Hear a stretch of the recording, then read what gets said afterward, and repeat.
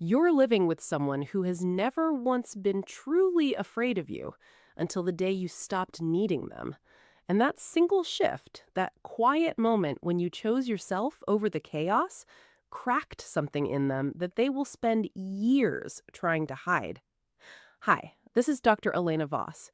If this channel has ever helped you make sense of something you couldn't explain, subscribe and leave a like. It means everything, and it keeps this content reaching people who need it. Here's what most people get completely wrong about narcissists. We assume they're fearless, untouchable, that the confidence, the charm, the control, all of it means they operate from a place of strength. But clinical psychologists have known for decades that beneath that polished surface lives one of the most fear-driven personalities in the entire human spectrum. The narcissist isn't powerful, they're protected, and there's a significant difference. So what exactly terrifies them? Not failure in the way it frightens the rest of us, not loss, not grief, not even death in the conventional sense. What a narcissist fears at the deepest level is being seen accurately.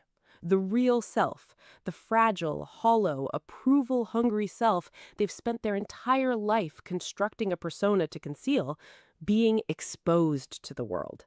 That is the fear everything else traces back to. Psychologists call this the false self, a term coined by object relations theorist Donald Winnicott. The false self is the performance, the curated identity the narcissist presents to the world, competent, magnetic, superior, always slightly above everyone else in the room. It's not a choice they make consciously.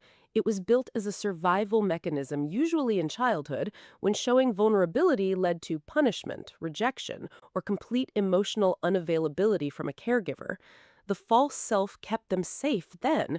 Now it runs the show entirely. And here's the fascinating, almost tragic irony. The narcissist believes in their false self.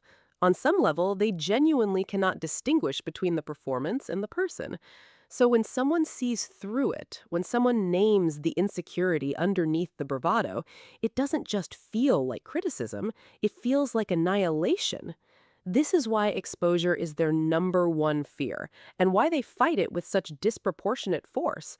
A normal person called out on bad behavior might feel embarrassed. A narcissist called out on bad behavior will burn the entire relationship down to regain narrative control. The reaction is never proportional to the offense, because to them, it's not about the offense, it's about survival. The second great fear sits right next to the first: abandonment.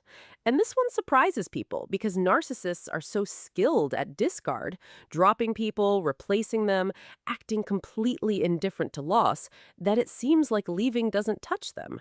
But that behavior is the fear in costume, the preemptive strike. They leave first so they never have to experience being left. Research on narcissistic attachment styles consistently finds that under the performance, most narcissists carry what's called anxious dismissive attachment, simultaneously terrified of being abandoned and compulsively pushing people away. They engineer closeness only to the degree that they can control it. The moment a relationship starts demanding real vulnerability, real accountability, real reciprocity, the narcissist manufactures distance, or conflict, or a reason to leave, anything to stay in control of the exit. Which brings us to the third fear, and honestly, the most useful one to understand if you've ever dealt with one: your indifference. Not your anger, not your sadness, not even your disappointment. Your complete, quiet, unbothered indifference. Anger feeds them. Sadness confirms their significance. But indifference? Indifference communicates something the narcissist's entire psychological system cannot process, that they are simply not that important to you anymore, that you looked at everything they are and decided it wasn't worth your peace. There's a reason going completely no contact is so effective, and why narcissists consistently escalate when they sense it beginning. Your emotional reaction, whether positive or negative, is called narcissistic supply, and it's the fuel their self-image runs on. Cut off the supply, and the engine starts making very strange noises. Suddenly, the person who acted like you were barely worth their time is texting at odd hours, showing up in unexpected places, recruiting mutual friends, posting things that are clearly aimed at getting a reaction from you. The mask slips. The fear surfaces because your indifference holds up a mirror they spent decades running from. Here's the last one, and it's quieter than the others, but just as powerful. They fear their own inner world. Silence, solitude, the absence of distraction. Most people find moments of stillness restorative. For a narcissist, stillness is dangerous because the moment the performance pauses, the questions start. And they have no framework for answering them, no real sense of self to return to.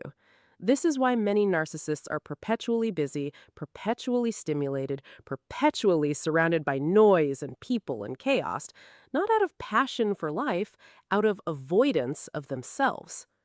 Understanding all of this doesn't mean excusing any of it, but knowledge is the thing that finally stops their behavior from feeling personal. Their fear of you seeing them clearly was never about your inadequacy. Their need to control you was never about your worth. Every move they made was about managing a terror that existed long before you arrived. I'd love to know, what moment first made you realize the narcissist in your life was operating from fear rather than power? Drop it in the comments. Those realizations are worth sharing, and you never know whose bulb you might switch on. See you in the next one.